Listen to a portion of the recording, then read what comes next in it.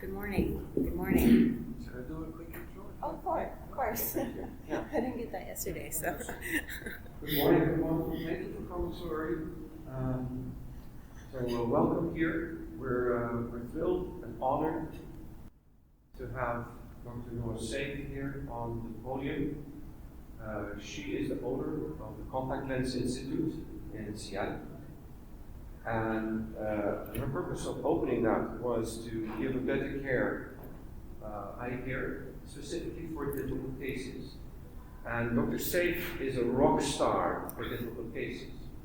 But she's also an owner of a practice and an entrepreneur. And so we're absolutely privileged that she's here with us to discuss how she uses technology, what the philosophy is for growing your practice and making your practice flourish. Thank you. Thank you so much. So kind. Thank you so much. So yes, good morning. Thank you for joining us here. When Igla and Ovitz asked me to do this talk, it was really a no-brainer for me to talk about this technology. I've had both for several years now. When you've been using technology for a couple of years, naturally you kind of want to jump into the nitty-gritty and the technical and like the advanced stuff. But what I really wanted to do to provide value for you guys was to kind of go back to before I had this technology to really understand, what the uses are and how I could implement it into my practice. And so I kind of came up with what I think you would like to know as far as this presentation goes. And I kind of came up with two things. One of them is, does this technology work? Just as a baseline. I think that was a really common question that came to my mind, especially when it came to aberrometry. Does this work? The short answer is yes, it works. It does what it says it's going to do. There's no question there. And then the second part was, do people actually use this in their practice, or is this piece of equipment just going to sit in my office and collect dust? How am I going to integrate this? I would love to shadow an office and see how they're actually doing it. So initially I was going to do a video tour of my office to kind of show you, like, here's my workflow, but instead we'll show you through pictures. I think that would be a really nice thing, by the way, to have like different Igla practitioners show their office tours. I would love to benefit from them. But in any case, here's a quick picture of me in action in the office. My practice is a specialty contact lens only practice. We do not take insurance. We do not see routine patients. We do not do soft contact lenses. It really was my dream practice to just do specialty contact lenses. I wanted to have this really like high-tech table for when patients walked into the door to see like this table of equipment right off the bat. It was also very important for me that the Igla was the first thing that they saw, because this Igla is actually a very beautiful piece of machinery, zoomed up right here. It looks really sleek. People love it. They talk about how it looks like WALL-E. It has colors to it. It's not like bulky.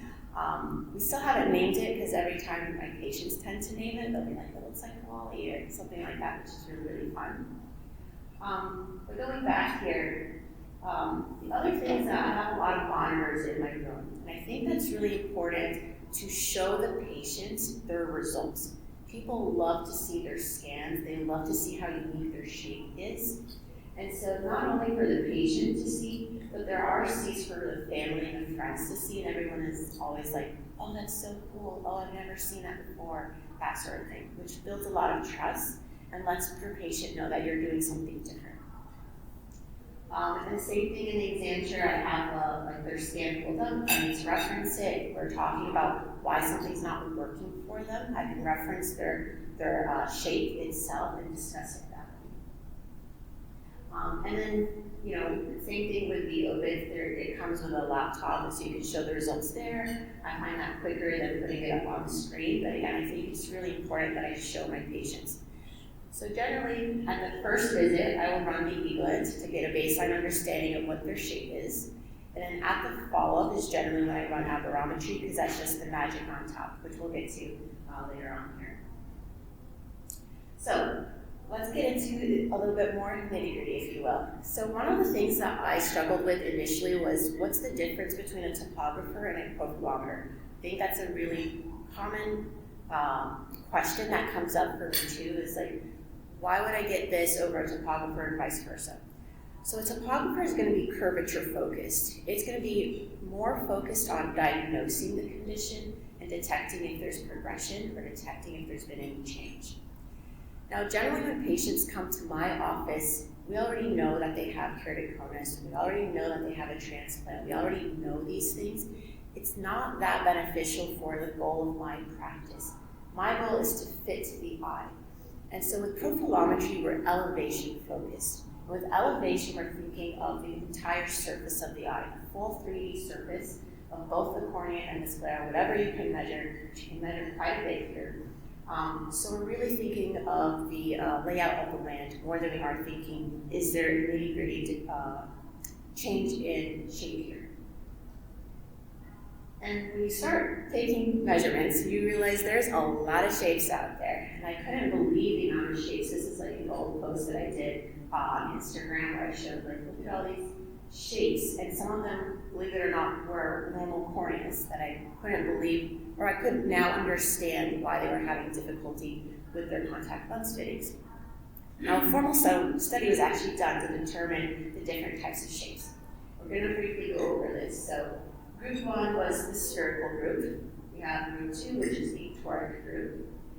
Group 3 is quadrant specific, and Group 4 has even more irregularity. So this is kind of what I came up with. The first group, only around, 5% of people had a spherical scleral. Then we have Group 2, which is a regular toric. It didn't differentiate which direction, but it was a toric scleral. Our third group, quad specific, was a little over 40%. And then our irregular group was 26%. So before I had a profilometer, I would just put a diagnostic lens on the eye and then see what happens, right? I don't know what the shape is until I put a lens on and kind of figure it out then. So if you're basically assuming that every eye is spherical, over 90% of your fits are a shape that you have no idea about. That's something that you have to figure out as you're going along with the fit, right? Now, I want to know what's going on ahead of time. I want to have foresight so I can expect what the patient's going to have issues with before they even happen.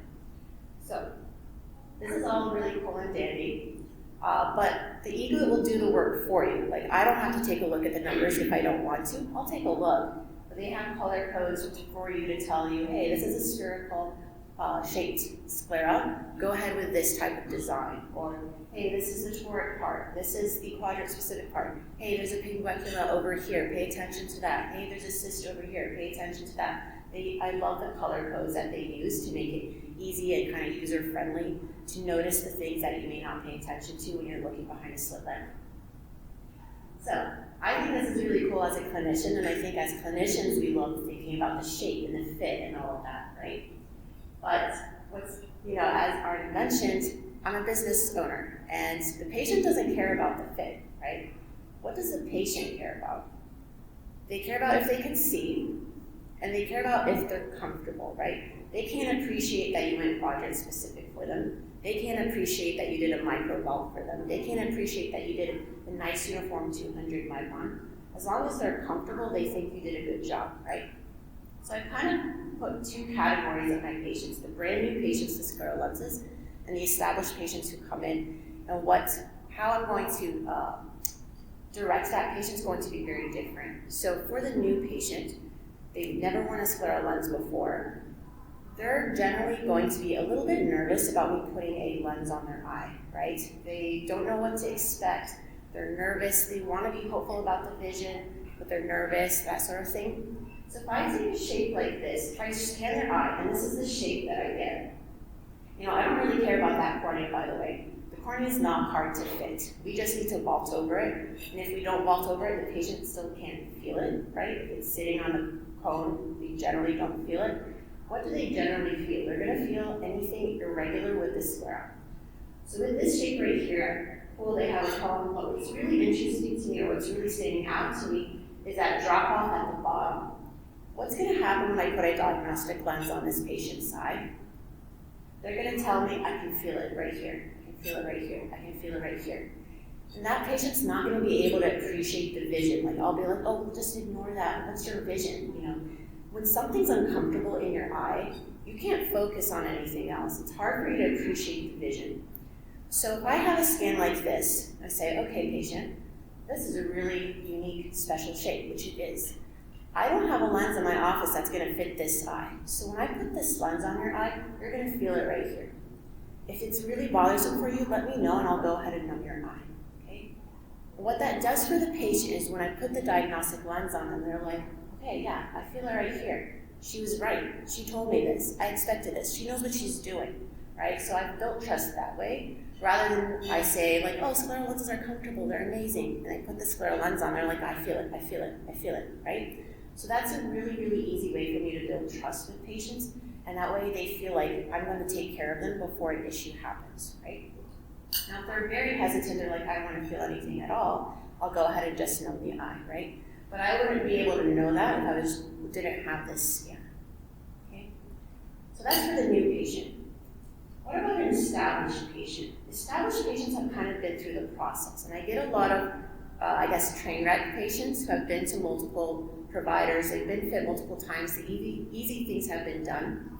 So they know the process, they know it's an iterative process, they're gonna have multiple follow-ups, they're not concerned if they can feel it at that first visit.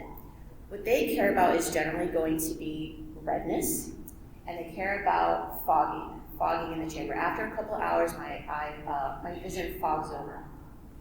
So this was a patient who just saw me a couple weeks ago, and she's in tears. And what she was saying was, I have a love-hate relationship with my scleral lenses. It's the only way that I can see, it's the only way I can function, but I can't tolerate them. My eyes are red, my eyes are uncomfortable, and they fog very quickly. So I take a look at her scan, and generally you're not supposed to take a scan over an existing wearer because I leave a footprint, but I just like to take a scan to get a basic idea. And sure, they have a cone, I don't care about the cone, we can call that, that's easy. But what really stood out to me is that she has really significant nodules, both nasal and temporal on the side. It's almost as steep as her cone, like has significant elevation. So what the former fitter did is they essentially did a larger vault over the eye to mask it, right?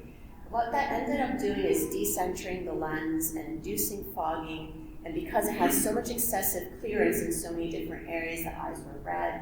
So there was no question that there was a lot I could do diagnostically to fit this, to adjust this fit. But I know that's going to take me multiple visits to adjust that.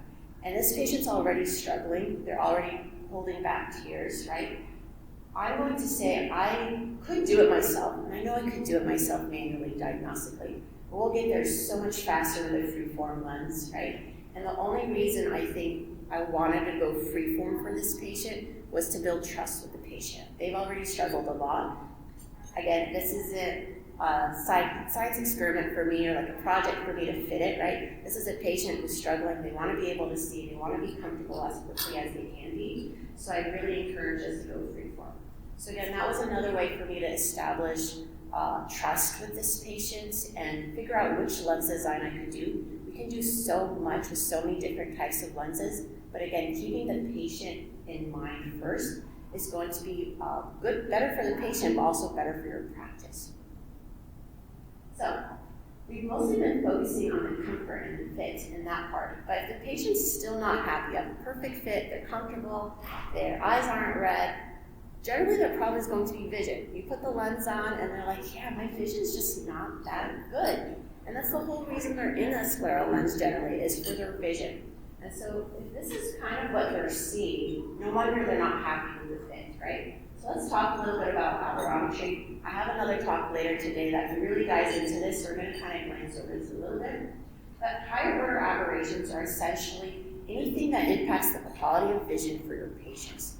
And so I love pulling up this chart in my room, and I don't say the word aberrations to my patients. I always use images to kind of showcase what we're describing. And I have this bookmarked, and I'll say, take a look at this chart. There's a lot of letter E's on this chart. And every single letter E here, you can tell it's an E, but they have different quality to them, right? So I want to measure and see how you're seeing the world. I want to see how what your noise is like, what your distortion is like, and see if we can kind of clean that up a little bit more. And so this is essentially kind of how it works. That map on the left-hand side, that's a wavefront map. That's what a patient who's not had their HOAs corrected for will look like. There's going to be irregularity in colors there. Once we correct for it, you're going to have this neutral, nice, smooth map here instead. This is just a bar graph showing the before and after. We haven't been doing HOA correction at a really exciting time. So the bar is extremely low. Like, no one has this really.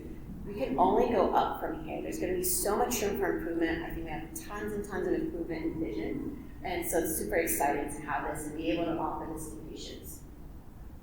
So, again, as you were saying, I'm a business owner. What does this mean for the patient? It's nice for me to say, oh, look at these bar graphs, and on paper your vision is good, but is it actually good? So this point square function shows what their vision was like before the scleral lens, where there's like flare and halos, if you will, around that dot of light.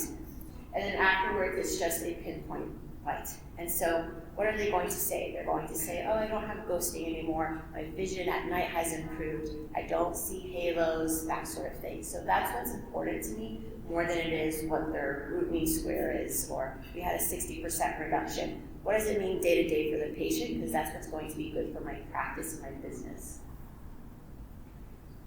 So I think the collaboration between Eagle and Ovitz was such a no-brainer. It makes such a big difference because I would call Ovitz the magic, but all magic comes with a price. And that price is you've got to have the best fit possible and the most rotationally stable lens as much as possible to have the best result, right? You can't put the magic before the price is what I would say. So let's put this into action with an actual case because I think that's how we best learn. So here's a patient of mine, 63-year-old, who is monocular. This is their only seeing eye. And for whatever reason, he has conjunctival encroachment coming into the cornea and distorting the shape of the cornea. They're still trying to figure out what's going on from as this condition progresses. But he's also developed a cataract. And because he's monocular, the surgeon does not want to do surgery on this eye. They already tried to do surgery to kind of remove some of that conjunctival tissue, but it came right back. She was very, very hesitant to perform any additional surgery. So she refers this patient to me to see if we can improve their vision. So great, we're going to fit this patient to a scleral lens, see what their vision potential improvement is like. I think his vision was maybe 20/50, 20/60, something like that. So here's our map. So with this map, there's a lot going on here. There's that significant nodule within the cornea. In this case, I actually care about the cornea because it's such an unusual location for that nodule. But also take a look at that temporal drop-off. That's a significant drop-off. I could do this diagnostically, but it's going to take me several more visits to get there. And so I think from a patient perspective, to build trust, I'm just going to go straight ahead into a freeform design to get there as quickly as possible. Just for fun, I included what the diagnostic lens looked like. You can see it smashing down on that nodule. It's really, really cool. It's cool for me to see. But once we actually do the freeform, I think technology is so cool. And being able to show patients, look at how we 3D printed this lens over your eye, like to mask over that nodule. So really, really cool. So I thought we did amazing. Vision's 2025, amazing. What an amazing result. We don't have to do surgery here.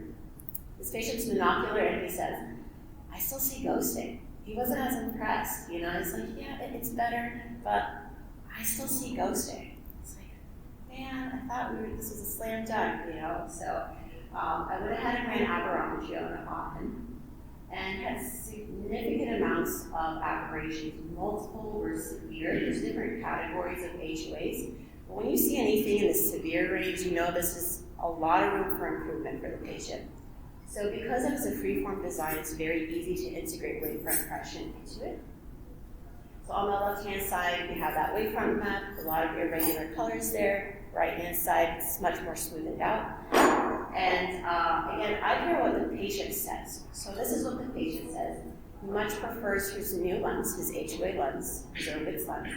There's no more ghosting. It says, I can see the captions at museums now. And this is something that him and his wife comes to the visits, and they're like, he's never been able to read, you know, the captions at museums, and now he can. So from my perspective as a clinician, I'm like, I saved this patient from surgery. I did a great job there. But from the patient's perspective, what they found value in was that their visual quality improved and that they could actually see things and do things that they weren't able to do before. So what this technology has done for my practice, I'm not someone who likes to talk about money and like revenue and growth and things like that. My business philosophy really is what's best for the patient is going to be best for my practice, right? I believe in authenticity and being genuine. I recommend different designs based on what I think is best for that patient. So as far as how my practice has grown, really has been from word of mouth more than anything, local surgeons and local optometrists. So these are actual things that have been written down either in referral notes or verbally. So my referring optometrist at the university, I think this one provider with every note, she'll write, "Work your magic, Dr. Seif," and I thought that was so special. That means so much to me. I've also had notes say, Dr. Seif has the ESP, patient needs to see her, or contact lens institute is better equipped to handle your case, go see them. So the only reason that they're mentioning this is because I have this technology in my practice and I'm utilizing it to my fullest potential. Now, surgeons don't know anything about contact lenses, right? But even referring surgeons will say, if you haven't tried it with Dr. Seif, you haven't really tried, right? I don't want to do surgery with you unless you've tried it here first. I want you to come back to me after you've seen Dr. Seif so I can see the smile on your face afterwards. So again, building trust with surgeons is really, really key because a lot of their patients are going to be my patients. And again, using technology lets me push the envelope further and further with whatever train wreck they send me, right? Now, my self-referred patients, almost all of them come from aberrometry. Patients who have poor quality vision are actively searching for answers on Reddit, on Facebook forums, Google searches. They're looking for answers for why their visual quality is so poor. And so almost all of these self-referred patients are related to like HOAs and OVIDs and that sort of thing. So they'll read that, I saw that on your website that you do this, and I saw that you care about quality over acuity. That really resonated with me. But I have had a patient who mentioned that they came to see me because of the eaglet and they saw that I was the only one in the state that had it. So that's also been a really good practice filter as well. So like I was saying, as far as takeaways go, key thing for me from a business philosophy is that what's right for your patient is going to be right for your practice. I don't consider myself a businesswoman and an entrepreneur. I thought that was very kind. But really, my philosophy is what's best for the patients, what's going to grow my practice. But also, in terms of like technicality, you don't know what you don't measure. I can't believe the amount of irregular scleral shapes out there. I'm not fitting the cornea, I'm fitting the scleral. If the patient has issues with their fit, it's almost always going to come from the scleral misalignment or something off with the scleral shape. And yeah, word of mouth travels fast. I haven't done any marketing myself. I don't try to put myself out there from a patient, like a business perspective, but naturally things have really grown for me.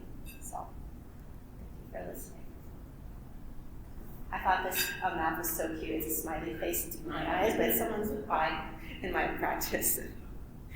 Thank you so much, Dr. Seif. My pleasure. It's an absolute pleasure. Thank you for the very powerful message you gave here. Thank you so much. I appreciate it. Thank you. Thank you for having me.